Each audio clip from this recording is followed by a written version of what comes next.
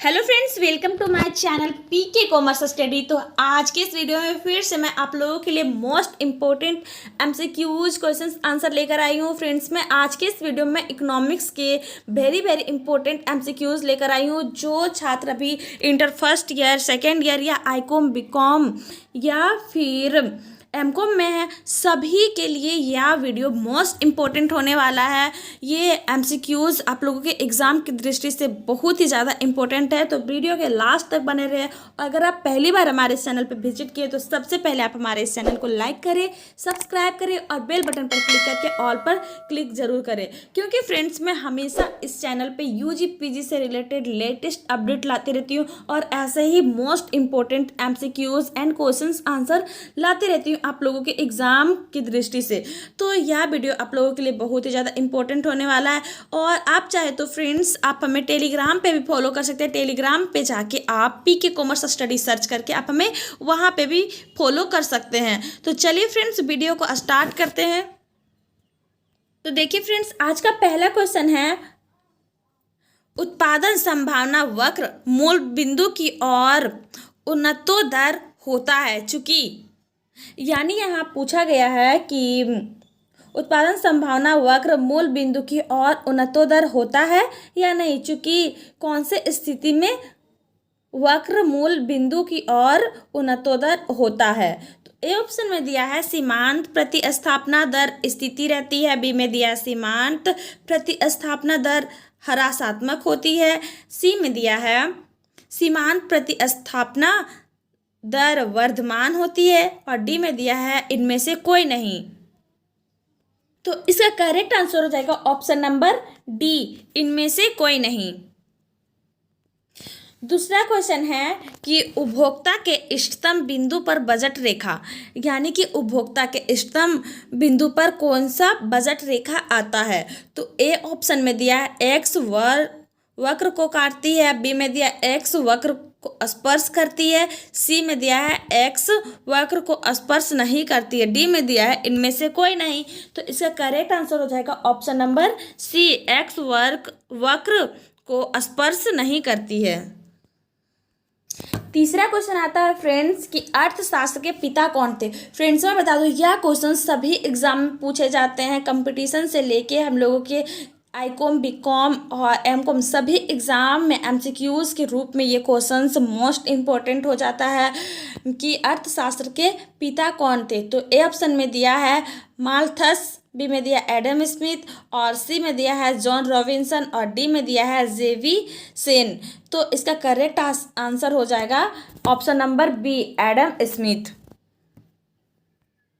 अगला क्वेश्चन आता है, क्वेश्चन नंबर 4 में पूछा गया है कि व्यष्टि अर्थशास्त्र में शामिल होती है, यानी व्यष्टि अर्थशास्त्र में कौन कौन सी पॉइंट शामिल होती है। यानी जो ऑप्शन दिया गया है यहाँ पे, इस ऑप्शन में कौन कौन से पॉइंट व्यष्टि अर्थशास्त्र में शामिल होते हैं। तो ए ऑप्शन में दिया है छोटे छोटे चर, बी में दिया व्यक्तिगत इकाई, सी में दिया व्यक्तिगत मूल्य निर्धारण और डी में दिया इनमें से सभी। तो इसका करेक्ट आंसर हो जाएगा ऑप्शन नंबर डी, इनमें से सभी व्यष्टि अर्थशास्त्र में शामिल होती है। अगला क्वेश्चन आता है, क्वेश्चन नंबर 5 में पूछा गया है अर्थशास्त्र चयन का तर्कशास्त्र है, किसने कहा है। यानी यहाँ पूछा गया है कि अर्थशास्त्र चयन का तर्कशास्त्र है यह एक कथन है, यह कथन को किसने कहा है। ए ऑप्शन में दिया है हिक्स ने, बी ने दिया है केन्स ने और सी में दिया है रॉबिन्स, डी में दिया है मार्शल ने। तो इसका करेक्ट आंसर हो जाएगा ऑप्शन नंबर सी, रॉबिन्स ने इस कथन को कहा है। अगला क्वेश्चन आता है, क्वेश्चन नंबर 6 में पूछा गया है किसने कहा है अर्थशास्त्र धन का विज्ञान है। ए ऑप्शन में दिया है रॉबिन्स, बी में दिया है मार्शल, सी में दिया है एडम स्मिथ और डी में दिया है जेके मेहता। तो इसका करेक्ट आंसर हो जाएगा option number C, Adam Smith ji ने अर्थशास्त्र धन का विज्ञान कहा है, यानी अर्थशास्त्र को धन का विज्ञान कहा है। अगला क्वेश्चन आता है, क्वेश्चन नंबर 7 में पूछा गया है कि सबसे पहले माइक्रो शब्द का प्रयोग किसने किया। तो ए ऑप्शन में दिया है मार्शल, बी में दिया है केन्स और सी में दिया है रेगनर फ्रिश और डी में दिया है बोल्डिंग। तो इसका करेक्ट आंसर हो जाएगा ऑप्शन नंबर सी, रैगनर फ्रीस ने मैक्रो शब्द का प्रयोग किया। अगला क्वेश्चन आता है, क्वेश्चन नंबर 8 में पूछा गया है कि पुस्तक an inquiry into nature and causes of wealth of nations के लेखक कौन है। तो ए ऑप्शन में दिया है मार्शल, बी में दिया है एडम स्मिथ, सी में दिया है रैगनर फ्रीस और डी में दिया है इनमें से कोई नहीं। तो इसका करेक्ट आंसर हो जाएगा ऑप्शन नंबर डी, इनमें से कोई नहीं इसके लेखक हैं।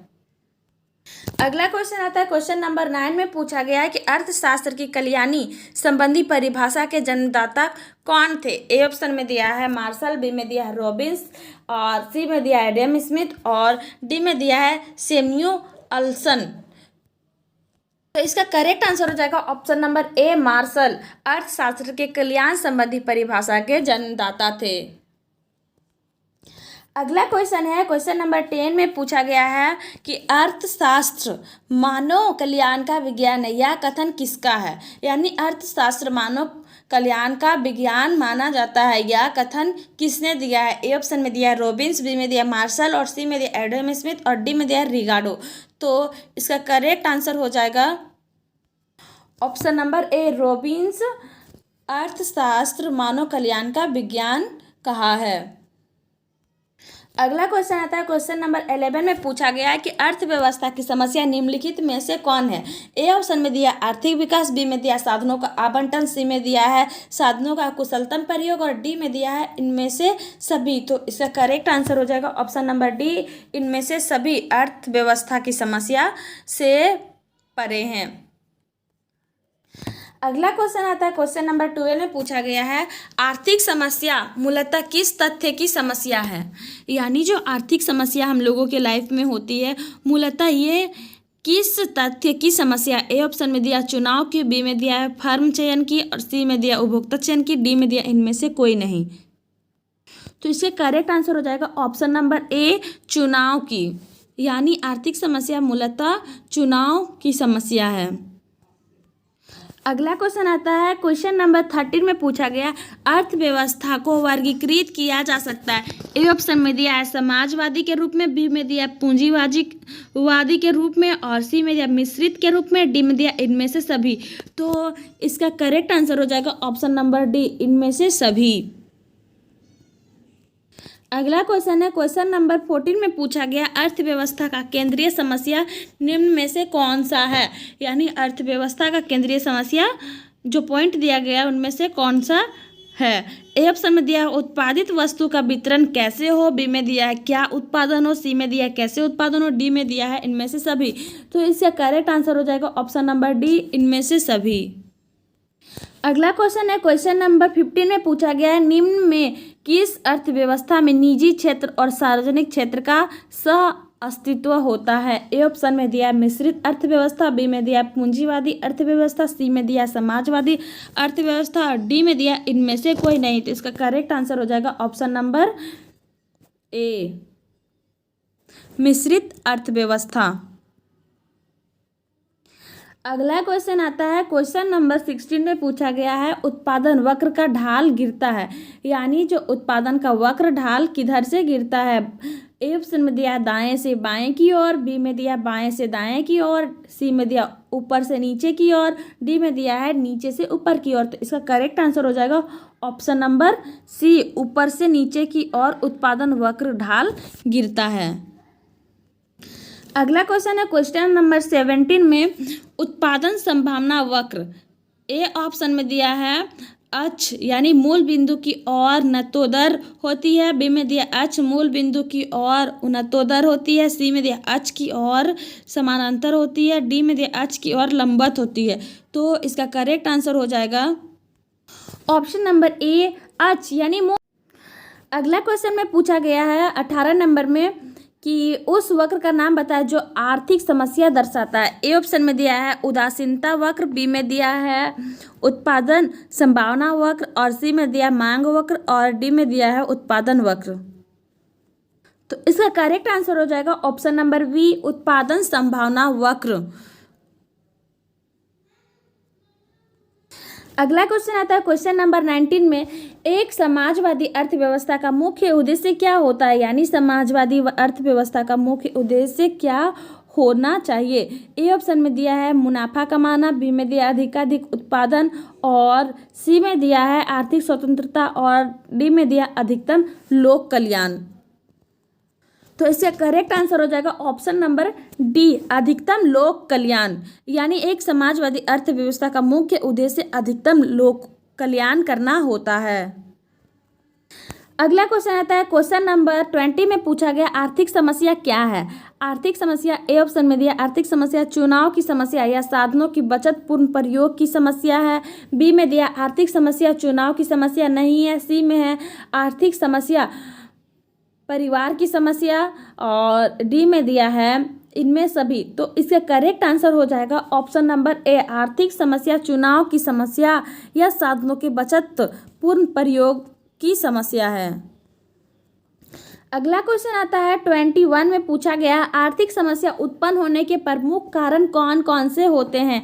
ए ऑप्शन में दिया है असीमित आवश्यकताएं, बी में दिया दुर्लभ साधन, सी में दिया है चुनाव की समस्या, डी में दिया है इनमें से सभी। तो इसका करेक्ट आंसर हो जाएगा ऑप्शन नंबर डी, इनमें से सभी आर्थिक समस्या उत्पादन होने की प्रमुख कारण होते हैं। अगला क्वेश्चन आता है क्वेश्चन नंबर 22 में पूछा गया उत्पादन संभावना वक्र के निम्नलिखित में कौन प्रमुख विशेषताएं। ए ऑप्शन में दिया उत्पादन संभावना वक्र बाएं से दाएं नीचे की ओर गिरता है, बी में दिया उत्पादन संभावना वक्र मूल बिंदु की ओर नदोत्तर होता है, और सी में दिया है ए और बी दोनों, डी में दिया इनमें से सभी। तो इसका correct answer option number C हो जाएगा, ए और बी दोनों होगा। अगला क्वेश्चन है क्वेश्चन नंबर 23 में पूछा गया उत्पादन संभावना वक्र का ढाल होता है, यानी उत्पादन संभावना वक्र का ढाल क्या होता है, ऋणात्मक होता है, धनात्मक होता है, ऊपर से बाएं होता है, इनमें से कोई नहीं होता। तो इसका करेक्ट आंसर हो जाएगा ऑप्शन नंबर ए, ऋणात्मक होता है। अगला क्वेश्चन है 24 में पूछा गया है कि अर्थव्यवस्था की केंद्रीय समस्या कौन सी है। ए ऑप्शन में दिया क्या उत्पादन हो, बी में दिया कैसे उत्पादन हो, सी में दिया उत्पादित वस्तु का वितरण कैसे हो, और डी में दिया है इनमें से सभी। तो इसका करेक्ट आंसर हो जाएगा ऑप्शन नंबर डी, इनमें से सभी। क्वेश्चन नंबर 25 में आता है कि किसने कहा है अर्थशास्त्र कभी वास्तविक विज्ञान होता है और कभी आदर्श विज्ञान। ए ऑप्शन में दिया मार्शल, बी में दिया है फ्रेडमैन, और सी में दिया है किन्स, डी में दिया इनमें से कोई नहीं। तो इसका करेक्ट आंसर हो जाएगा ऑप्शन नंबर ए, मार्शल। अर्थशास्त्र कभी वास्तविक विज्ञान होता है तो कभी आदर्श विज्ञान, या मार्शल के द्वारा कहा गया है।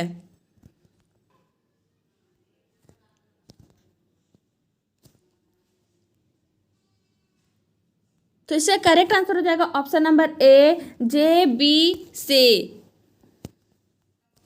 क्वेश्चन नंबर 28 में पूछा गया है निम्नलिखित में कौन उत्पत्ति का साधन नहीं है। ए ऑप्शन में दिया भूमि, बी में दिया श्रम, सी में दिया है मुद्रा, और डी में दिया है पूंजी। तो इसका करेक्ट आंसर हो जाएगा ऑप्शन नंबर ए, भूमि उत्पत्ति का साधन नहीं है। 29 नंबर क्वेश्चन में पूछा गया है कि अर्थशास्त्र कभी वास्तविक विज्ञान होता है और कभी आदर्श विज्ञान, किसने कहा है। ए ऑप्शन में दिया है फ्रेडमैन, बी में दिया है केन्स, सी में दिया है मार्शल, और डी में दिया इनमें से कोई नहीं।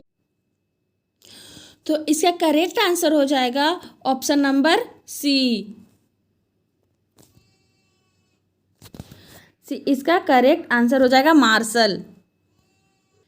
अगला क्वेश्चन आता है फ्रेंड्स 30 में पूछा गया है कि निम्नलिखित में कौन कल्याणवादी विचारधारा के नहीं है। ए ऑप्शन में दिया है जे वी से, बी में दिया है मार्शल, और सी में दिया पीगू, डी में दिया है केनन। तो इसका करेक्ट आंसर हो जाएगा ऑप्शन नंबर सी, पीगू कल्याणवादी विचारधारा के नहीं हैं।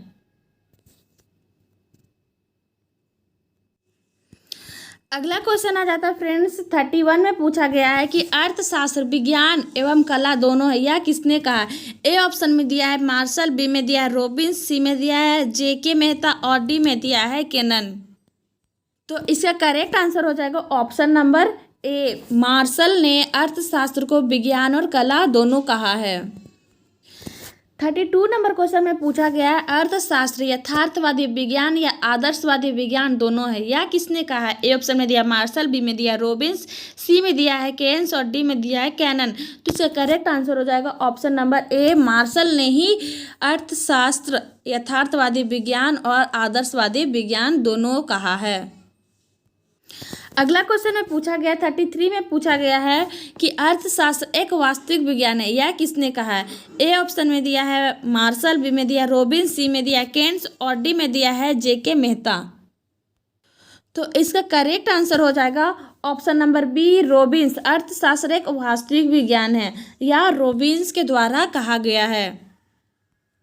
अगला क्वेश्चन है 34 में पूछा गया है अर्थशास्त्र उद्देश्यों के बीच तटस्थ है, किसने कहा है?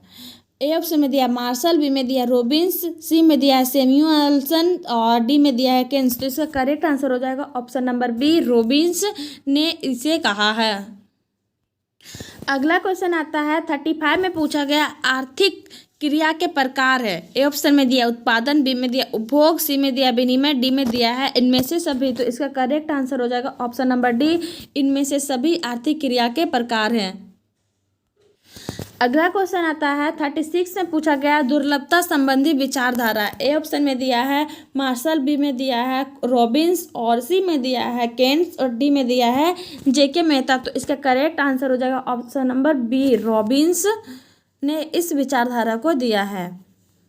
अगला क्वेश्चन आता है 37 में पूछा गया है अंग्रेजी का शब्द मैक्रो ग्रीक शब्द मैक्रोस से लिया गया है, जिसका अर्थ है ए ऑप्शन में दिया है सूक्ष्म, बी में दिया है व्यापक और सी में दिया है व्यक्तिगत और डी में दिया है इनमें से कोई नहीं। तो इसका करेक्ट आंसर हो जाएगा ऑप्शन नंबर बी, मैक्रो का अर्थ होता है व्यापक यानी बहुत बड़ा। अगला क्वेश्चन आता है 38 में पूछा गया उत्पादन में निम्न में कौन से साधन हैं, यानी उत्पादन में कौन कौन से साधन शामिल होते हैं? ए ऑप्शन में दिया भूमि, बी में दिया श्रम, सी में दिया पूंजी और डी में दिया है इनमें से सभी। तो इसका करेक्ट आंसर हो जाएगा ऑप्शन नंबर डी, इनमें से सभी उत्पादन के साधन में शामिल होते हैं।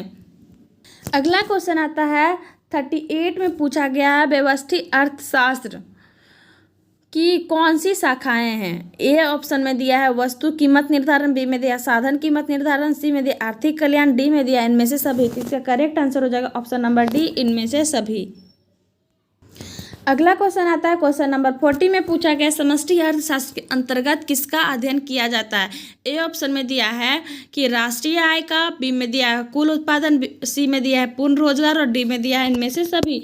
तो समष्टि अर्थशास्त्र के अंतर्गत इनमें से सभी का अध्ययन किया जाता है। तो इसका करेक्ट आंसर हो जाएगा ऑप्शन नंबर। अगला क्वेश्चन आता है क्वेश्चन नंबर 42 में पूछा गया है कि समष्टि अर्थशास्त्र के क्षेत्र में निम्नलिखित में कौन सा अध्ययन विशेष सामग्री सम्मिलित है? ए ऑप्शन में दिया है आय एवं रोजगार सिद्धांत, बी में दिया सामान्य कीमत स्तर एवं मुद्रास्फीति का सिद्धांत, सी में दिया व्यापक चक्रों का सिद्धांत, डी में दिया इनमें से सभी। तो इसका करेक्ट आंसर हो जाएगा ऑप्शन नंबर डी, इनमें से सभी।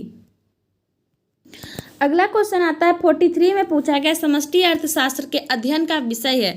ए ऑप्शन में दिया है राष्ट्रीय आय का सिद्धांत, बी में दिया उपभोक्ता का सिद्धांत, सी में दिया उत्पादक का सिद्धांत, डी में दिया इनमें से कोई नहीं। तो इसका करेक्ट आंसर हो जाएगा ऑप्शन नंबर ए, राष्ट्रीय आय का सिद्धांत समष्टि अर्थशास्त्र के अध्ययन का विषय है।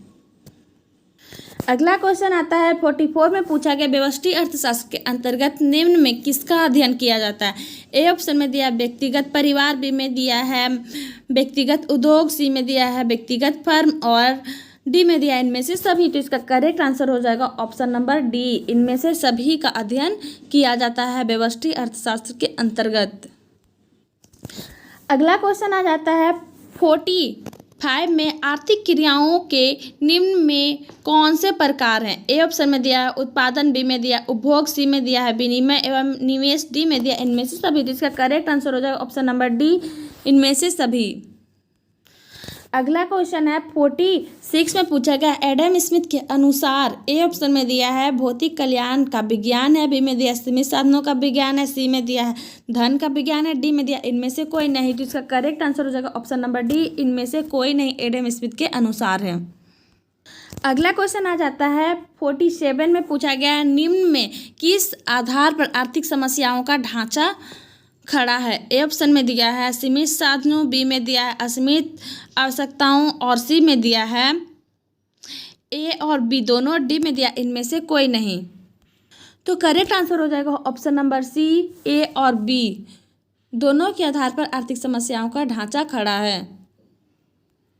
अगला क्वेश्चन आता है 48 में पूछा गया है कि अस्थाई पूंजी का उपभोग क्या है। ए ऑप्शन में दिया है पूंजी निर्माण, बी में दिया है घिसावट और सी में दिया है निवेश और डी में दिया है इनमें से सभी।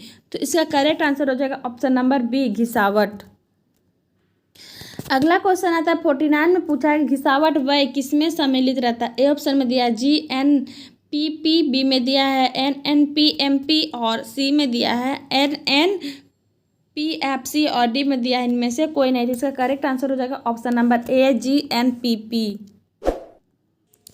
तो आखिरी क्वेश्चन आता है क्वेश्चन नंबर 50 में पूछा गया है द्वितीयक क्षेत्र में निम्नांकित में से कौन सी सेवाएं सम्मिलित है। ए ऑप्शन में दिया है बीमा, बी में दिया है विनिर्माण, सी में दिया है व्यापार और डी में दिया है बैंकिंग। तो इसका करेक्ट आंसर हो जाएगा ऑप्शन नंबर बी, विनिर्माण।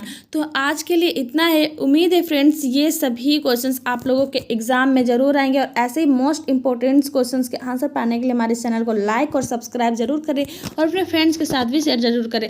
और अभी तक हमें आप टेलीग्राम पे फॉलो नहीं किए हैं तो टेलीग्राम पे जाके पीके कॉमर्स स्टडी सर्च करके आप हमें टेलीग्राम पे भी फॉलो कर सकते हैं या फिर मैं डिस्क्रिप्शन में टेलीग्राम का लिंक दे दूँगी, आप डिस्क्रिप्शन बॉक्स में भी जाकर आप लिंक क्लिक करके टेलीग्राम पे भी फॉलो कर सकते हैं। और अगर आपको वीडियो अच्छा लगे तो हमारे वीडियो को लाइक और सब्सक्राइब जरूर करें और कमेंट सेक्शन में कमेंट्स करके ज़रूर बताएं कि यह वीडियो कैसा लगा और आप लोगों को किस तरह के क्वेश्चंस